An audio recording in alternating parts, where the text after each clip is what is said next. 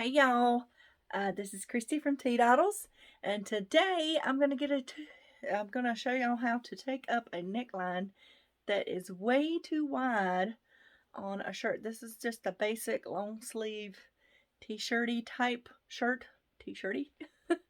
um, yeah. So if I like wearing this shirt, but every time I wear it, I deal with this whole adjusting thing, right? It's a boat neck style shirt, which I knew that when I ordered it. It's something I bought online. But some materials just lay better than others when you wear them. And this shows my bra strap. And if I wear it without a jacket, I do wear it with a jacket sometimes for work. I just don't like it, and I want to take it up. So I did do a tutorial back a while back on my blog about taking up a neckline of a different style shirt. So I'm going to link that down below. That one doesn't have a video. It just has pictures and a blog tutorial. That's before I did YouTube. So I hope y'all enjoy this tutorial. I am going to first you have to mark it, right? And if you have someone with you to do this, it's much easier. But if it's just you, I'm basically what I'm going to do is put up, you could take it up in the shoulders. I'll pause this. I'm going to get some clips. Hold on. Okay. I prefer to use these little clips when I am adjusting things myself, so I don't stab myself with a pen. Some materials I still have to use a pen. I just try to be very careful. So basically I have, if I pull this straight down, this is starting to show my cleavage. Not that I have much, but I just don't want to do that. So basically I want about this much. So I've got to see in the back, how does that look? Looks pretty good. And I could pin it just like this if I wanted to. And all that does is give me a good idea of how much material I want to take in, right? I could put a pleat in the front right like that, but I really don't like the way that looks at all. So I could also put a pleat in the back, which may be a better option, because of it just takes it up at the top and leaves it wider at the bottom. You can take it up in the shoulders sometimes. I'm going to show you what that looks like. Where the shoulder seam is. If I can get this to cooperate. Not easy to do with your... Leave myself an eye. I could do that, and I could take up some... Of course, it won't have the big pleats in it, but I could take up some on either side.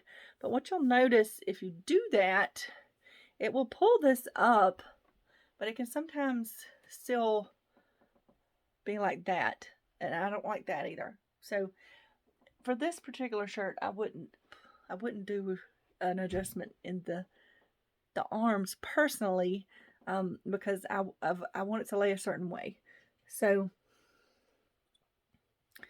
I am still, because I can't be a magic magician and pin things on my back, I'm going to pin this to where how much I want to take up in the front, right like that. I'd like it to be more up in this area. Okay, and I'm going to take this off, and I'm going to take y'all down to my little layout board here, and I'm going to show you how I pin it up and mark it to sew. Okay, so I'll be right back with y'all.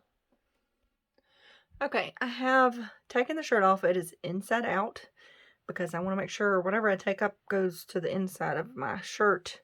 So what I'm going to do first, this is the closest I want it, so I'm going to measure this to see how much I want to take out of this heel, out of this shirt. For some reason I only have my extremely long one. So I'm going to start on this side of the clip and measure. So 2.5 inches. But that's doubled, right? Because we've folded this in half. But my pleat needs to be about 2.5 inches deep for what I want to do. So I can take those out because I have my measurement. You can write it down if you need to do that.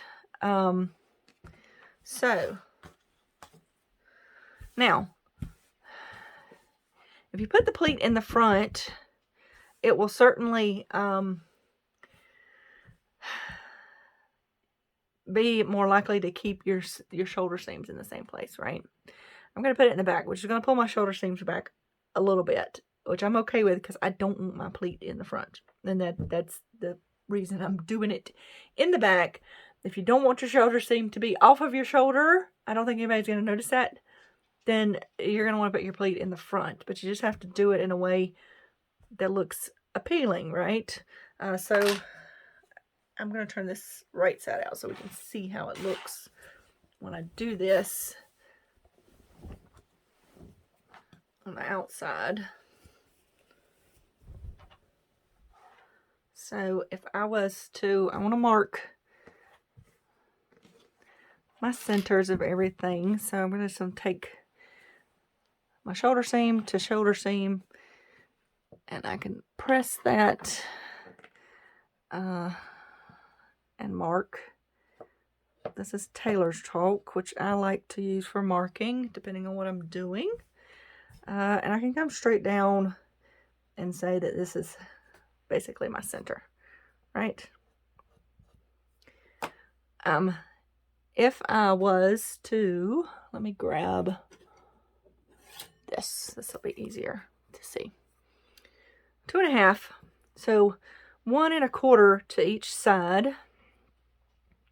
So 1 1/4 is here.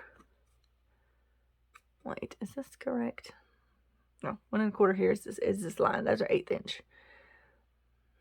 I can mark. I'm going to show you how it would look in the front and how it would look in the back, okay? All right, so if I did this in the front, what I would want to do to make it look more even with this print, I would take this to here. I'm just going to hold that with my clip right now. And I would take this line to here. So you're folding. Why does that look so much different? Maybe because I got the clip on it, probably. It looks smaller. All right, so this is, it's hard to show how it would look when it's all wrinkled, but that's what you would get, which that's not too bad. I actually might do it that way. I don't know. But that's what you would see, right? You would see these little pleats, and you don't have to sew this down. You can leave it open so that it has movement still. It just pulls your neckline up. I think I'll try this on and show you how it looks that way. It's just, I couldn't do that while I'm wearing it. So hold on just a second. Okay, so now that I've done that, I kind of do like that. Actually make those pleats just a little bit deeper, but you can see how it pulls in everything, and I don't get that droopy, going too low kind of thing. If I were to bend over in it, it's going to stay put more. And it, yeah, I actually like that design feature in the front now that I think about it, now that I've seen it. And that's what's important when you're doing things like this. Don't just make the alteration and then try it on. Try it on with pins or basting stitches first, so you can see how you like it. And I do like that much better than I thought I would. I thought I was going to put it in the back originally for this shirt, but I think that will work. It pulls it up to a nice length. I don't like things way up here, and that would be really hard to do for this shirt, because when you pull it in too much, you're going to lose material here, obviously, and that really depends on your bust size as well. What happens with my shirts a lot of times is I order a larger size because I need it for my shoulder width and my hip width if it comes to my hips, which I typically wear my shirts longer. And my bust is not very large, so it a lot of times leaves me a lot of room in this area. So that's why I tend to have do this sometimes with shirts. It just depends on the style of the neck. So something I am noticing that it's doing this here. See? Which I'm moving around in it so I can see. Is that something that's always going to occur? Or I think it will be okay. I think it'll be okay once it's actually sewed down. And that's like a 2-part pleat that I did. Okay. So I'm going to take this off and I'm going to show you how I sew it together. You can do this by machine, but I find when I'm doing little pleats like this, it gives a neater appearance if I do it by hand. But that is also a personal preference. So I'll see y'all back at the tutorial table, maybe? I don't know what to call it. We'll see. Okay, I am ready to stitch this in place, which I'm going to try to do while... usually I sit down somewhere and do this, so this is a little awkward position, but I have my needle double threaded. If you want to find a thread that matches your shirt, that's fine. I'm going to use stitches that are hidden, so it shouldn't matter. I'm just using a regular, probably a medium size needle. I don't know. You don't want anything too heavy duty for this because this is a knit fabric. And I just don't need that. But I'm going to make sure things are lined up right here. And then I'm going to insert my needle back here behind the pleat. And that is to help hide the knot. So I'm just going to insert it right here. Come out this side.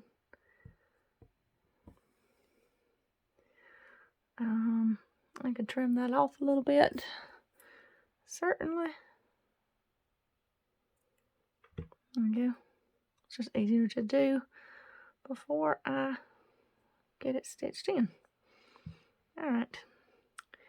So then I'm going to just go up right like this. And I'm just picking up the front part of that fabric. And hopefully y'all can see this. I'm going to try to get it closer. And pull that tight. And then I'm going to go back down in here through this little pleat. I'm going to come back out here. And the only reason I did that really is because I'm kind of in the middle. And I'll go back up again.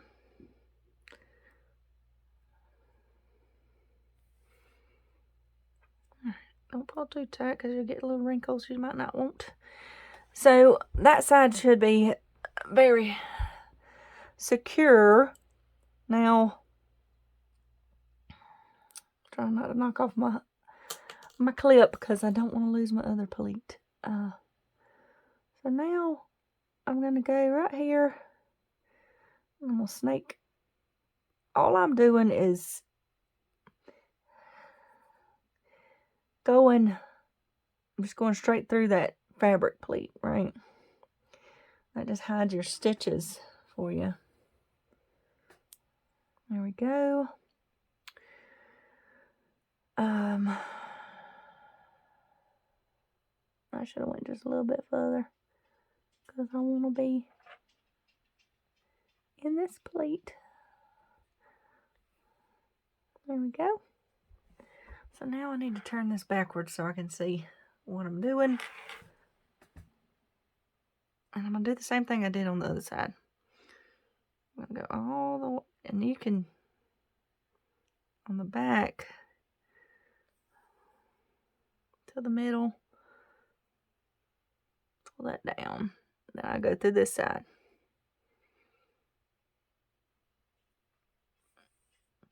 Just like that. And back up through this side. And what you want to make sure you're not poking through the other side, right? Make sure you're just coming through this back piece that's folded over. So you don't have your stitches showing through the other side. I'll go back up just like that. And I'll go back down one more time.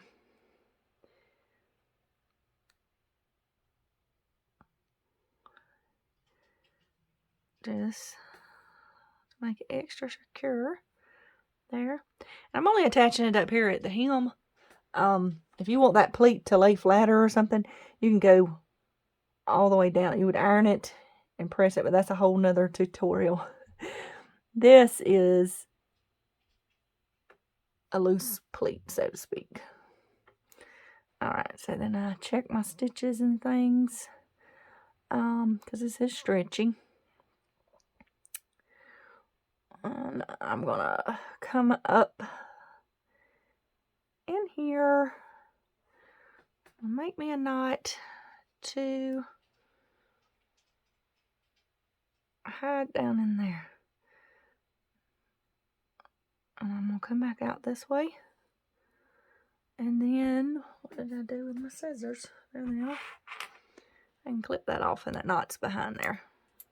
Clip a little bit of the fabric. It's alright, it's in the back. So there is one side of that pleat attached. Now, if I pull on this, I may want to add a few more stitches to help that lay down better. I'm going to do the other side, and I can attach it to that side and get some more stitches in. So I'm going to do that, and I'll be right back and show y'all how it looks finished, okay? Okay, I wanted to show y'all right quick what I'm doing to make sure that it's close together. I came through the back side of this like I did on the other side, but then I went down through this pleat instead of through the back of the that part back there. And then I'll come down through this pleat. I'm doing this in shorter stitches to give me more security. There. I'm going to pinch that. And then I go down through there. And that helps hold it together. Now, you can see it got a little, it pulls a little bit because it's the fabric it's made out of, but that'll help hold that together. And then I can just go back up in here, and I'll finish out this pleat the same as the rest, okay?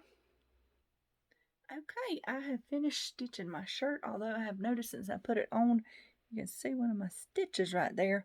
So I need to go and put another little tack stitch in there to keep that from showing, but I like the way it turned out. Now, to me,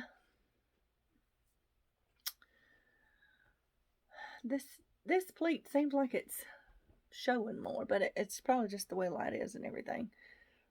Yeah, okay.